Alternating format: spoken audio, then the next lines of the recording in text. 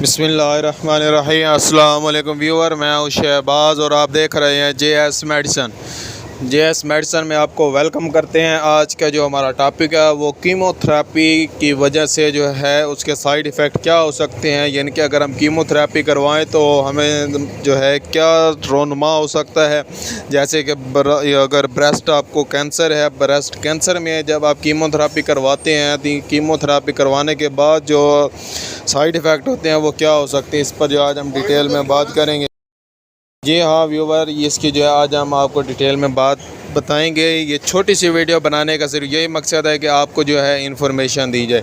जी हाँ, यानी कि अगर आपको ब्रेस्ट कैंसर है और आप जो है कीमोथेरेपी करवाते हैं, एक जो है डिटेल में मैंने वीडियो बनाई है जो कि आप मेरे चैनल पर देख सकते हैं कि यानी कि उनकी एक्सरसाइज हम जो है कैसे करवा सकते हैं, किस तरह से जो है ये कैंसर क्यों होता है और इसकी क्या वजूहात होती हैं और इसका जो इलाज है वो भी मैंने आपको बताया था, जिसमें एक था कीमोथेरेपी।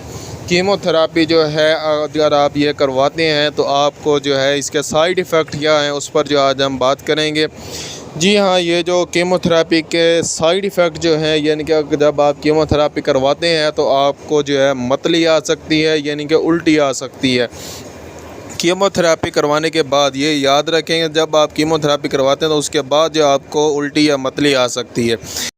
इसके अलावा व्यूअर मैं आपको बता रहा हूँ कि यानी कि अगर आप कीमोथेरेपी करवाते हैं तो आपको मतले के अलावा जो है डायरिया भी हो सकता है या फिर कॉन्स्टिपेशन भी हो सकती है। इन दोनों में से जो है एक सूरत हो सकती है, तो आपने जो है घबराना नहीं है। ये जो है इसके आम जो है साइड इफ़ेक्ट हैं।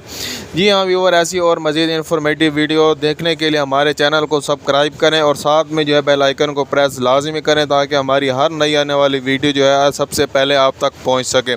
अगर आपके माइंड में कोई भी क्वेश्चन है या कोई भी आपके माइंड में हमारे बारे में कोई ख्याल आता है या कोई भी जो है आपको डिज़ीज़ है और उसका आपने इलाज जानना है तो हमें कमेंट लाजमी करें।